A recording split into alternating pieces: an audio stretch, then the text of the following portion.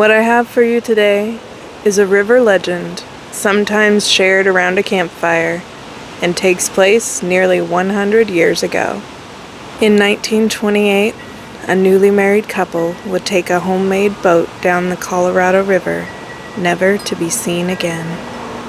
Was it a tragic accident or murder? I'm Cassie, and I hope you stick around. Here is the mysterious case of Glen and Bessie Hyde. Glen and Bessie first met in February of 1927 on a passenger ship traveling to Los Angeles from San Francisco. Glen, 29, was a farmer, and Bessie, 22, was an art student.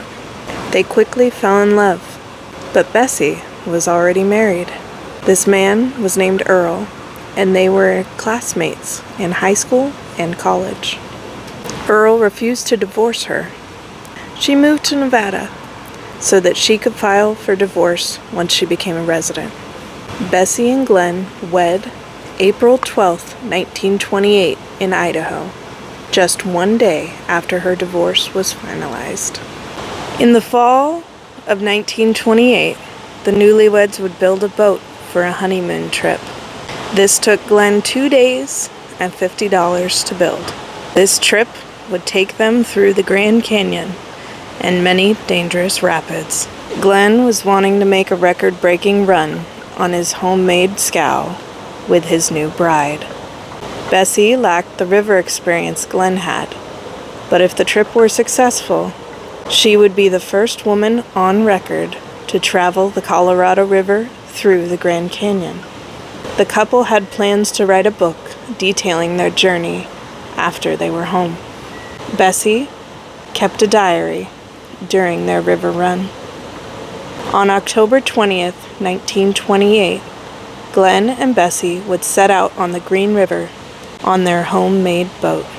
An experienced riverman had seen the boat and likened it to a coffin, adding it was unlike anything he had ever seen used on the Colorado River. Glen and Bessie had done research and read books about the river in preparation. They did, however, refuse to use life jackets. After traveling for a few weeks, Glen and Bessie would arrive at the Grand Canyon. This was early November. Glen wrote letters to his sisters, telling them about the rapids on the Colorado River.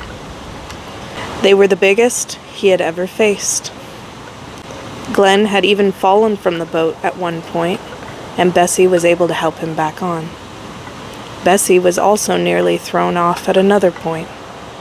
Even with the dangers, Glen and Bessie broke a record, traveling from Utah to Bright Angel Creek, which is in the Grand Canyon, in only 26 days.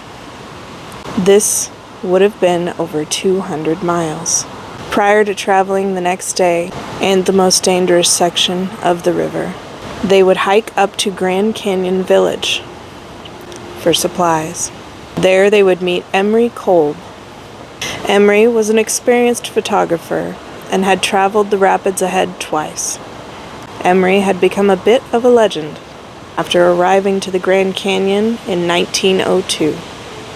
His photos of the Grand Canyon and knowledge of the river gave him this legacy. Emery was the person to talk to if you had questions about the river ahead. Emery would photograph Bessie and Glen. Emery would later mention Bessie seemed tired and apprehensive about continuing. Emery had tried to warn them about the dangers ahead, even offering to have them stay with him over the winter. He also offered them life jackets, which Glen refused, saying that they were strong swimmers. Glen and Bessie did spend the night at a local hotel, El Tovar.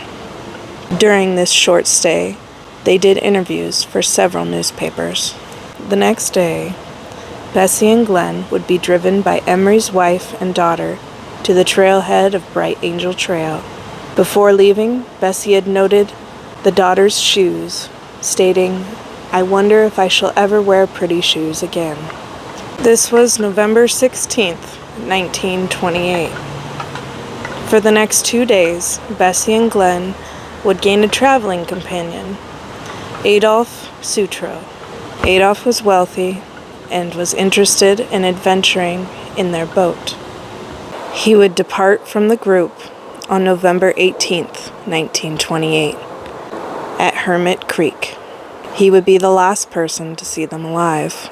Bessie and Glen were due to arrive December 9th, 1928, in Needles, California.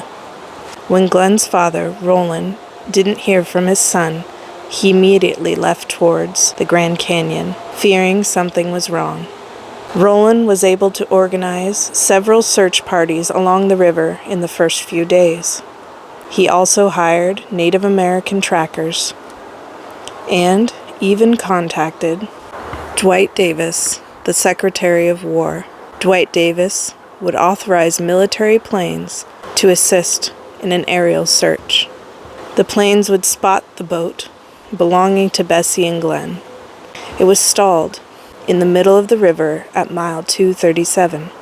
Emery Kolb, the photographer that met Bessie and Glen, would lead the search party. Kolb would get to the boat on December 24th, 1928. Reportedly, there was about a foot of water in it. Otherwise, it seemed in decent condition. A few of the items belonging to Bessie and Glen that were in the boat were clothes, hiking boots, food, their camera, and Bessie's diary. The only things missing were Bessie and Glen. The final photo on the camera had been taken around November 27th, near mile 165. Footprints found at mile 225 or 226 showed they had stopped there.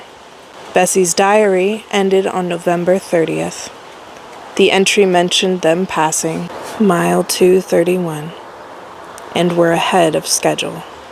A jacket that could have been Bessie's was spotted around the time they disappeared, but it is not confirmed. Authorities believe the rough rapids at mile 232 caused Glen and Bessie to fall overboard. Without their bodies, however, the true answer is hard to know. Here is one theory about what happened to Bessie and Glen. In 1971, an older woman, Elizabeth Cutler, joined a 20-day rafting trip through the Grand Canyon. The guides recalled her being happy and quiet and helpful around camp. Nearing the end of the trip, the group camped near where Bessie and Glen's boat had been found many years earlier. One of the guides decided to share the legend of the newlyweds who disappeared. The woman, Elizabeth, said, "I'm Bessie Hyde." The woman then told her fellow travelers she had stabbed Glen after a fight and dumped him in the river. He apparently stopped her when she wanted to leave. The guide wasn't sure what to think since Elizabeth was so serious. She also would have been the correct age if Bessie were alive. A writer would hear of this story and contact Elizabeth. He asked about the story. She told, and Glen and Bessie. Elizabeth denied ever telling the story or even knowing the name Hyde. The writer's gut feeling was that she was Bessie. This seems unlikely since she had a birth certificate in Ohio. She was also taller than Bessie and was a psych professor known to like messing with people's minds. Another theory happened 50 years after their disappearance. In 1977, bones would be discovered in Emery Kolb's garage. Emery had died at 95 a few weeks prior. A canoe in his garage held the skeletal remains of an adult man. Authorities would hand the skeleton over to forensic anthropologist Dr. Walter Birkby. Dr. Birkby discovered a bullet inside the right side of the skull and did not believe it was self-inflicted. It was estimated his death occurred in the 1920s, which would line up with the disappearance of Glen and Bessie. Bessie and Glen were the only known people to have disappeared in that area during that time.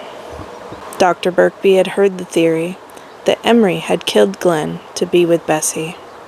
He proved this false, though, when he superimposed a photo of Glen over the skull. The facial structures did not match, and the bones were not Glen Hyde's. It is theorized Emery had to take the bones home and had forgotten about them. Emery was a county coroner jury representative for the Grand Canyon. He may have been trying to identify the skeleton. I don't know about you, but I wouldn't forget a body in my garage.